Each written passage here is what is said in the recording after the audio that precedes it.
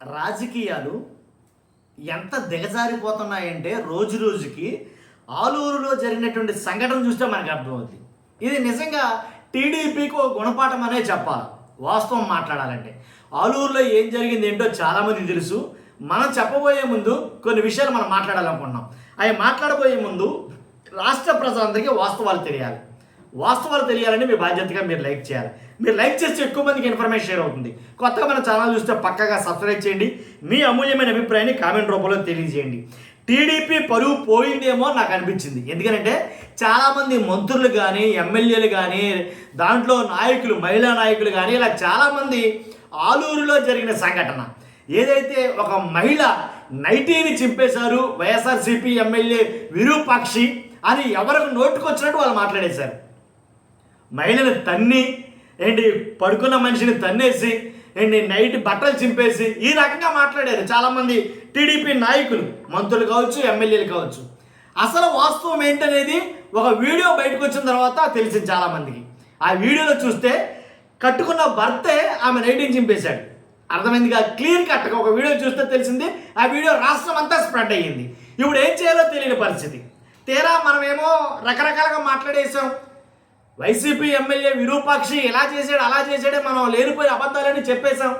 అవి కవర్ చేసుకుంటారు లేదు, ఇంకా వీడియో బయటకు వచ్చింది. ఇప్పుడు ఏం చెప్పాలో తెలియని పరిస్థితి.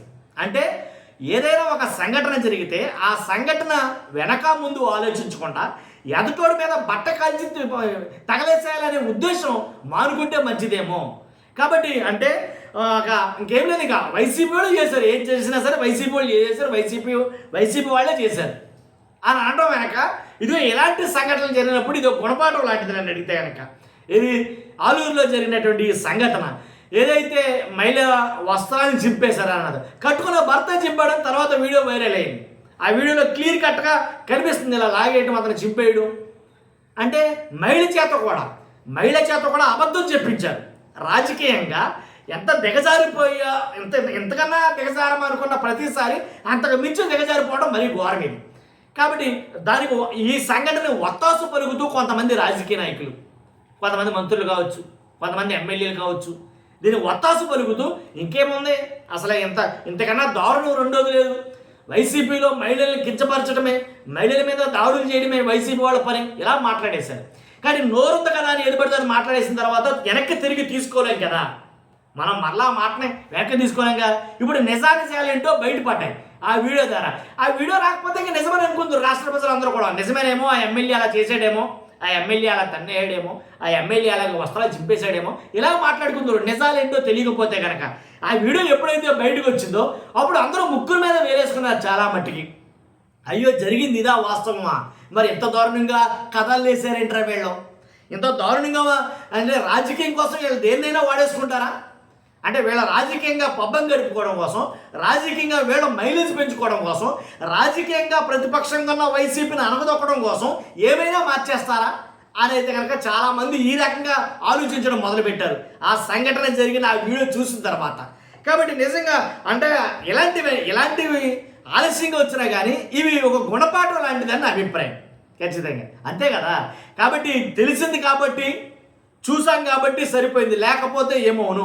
ఇప్పుడు ఆ ఎమ్మెల్యే మీద ఎస్సీ ఎస్టీ అట్రాసిటీ కేసు నమోదు చేశారు, 14 రోజులు రిమాండ్ విధించేశారు. మరి అదంతా ఏంటిది? అంతే కదా. అంటే రాజకీయంగా అంటే ఇప్పుడు ప్రస్తుతానికైతే వాళ్ళే బట్టలు చింపేసి వాళ్ళే అలా చేసి ఇంకా రానున్న రోజుల్లో ఇంకొంతమంది ఎమ్మెల్యేని టార్గెట్ చేయడానికి అవసరమైతే మానభంగాలో లేకపోతే ఏవేవో ఇక ఇతరత్ర ఇలాంటి ప్రాక్టికల్ టాక్టిక్స్ కూడా చేస్తారా ఏంటి అనే ఆలోచన కూడా రాకపోదు. అంటే ఇంకేమైనా చేస్తారు కదా. అంతే కదా జరిగింది. ఇప్పుడు మనం చూసాం కాబట్టి కళ్ళకు కట్టినట్టు నిజం వెలుగులోకి వచ్చింది కాబట్టి తెలిసింది. లేకపోతే ఇంక అంతేగా. రాష్ట్రం మొత్తం ఆల్రెడీ అసలు బీభత్సంగా వాళ్ళు మాట్లాడేయడం మొదలెట్టారు. వాళ్ళు మాట్లాడటం పూర్తవకముందే వీడియో బయటకు వచ్చింది కదా, సరిపోయింది. అర్థమైందా? కాబట్టి అంటే రాజకీయంగా ఏదైనా చేయాలనుకునే అంత దిగజారుడుతనం అనేది కరెక్ట్ కాదేమో అని నాకైతే అనిపించింది. కాబట్టి వెనక ముందు ఆలోచించుకుని ఏం జరిగింది ఆ సంఘటనకి, వాస్తవం ఏంటనేది ఆలోచించి చేస్తే బాగుండేమో నాకు అనిపించింది. చూస్తున్నా మీరు అందరూ కూడా మీ అభిప్రాయం ఏంటో కామెంట్ రూపంలో తెలియజేయండి. ఫస్ట్ అయితే లైక్ చేయండి. Thank you very much.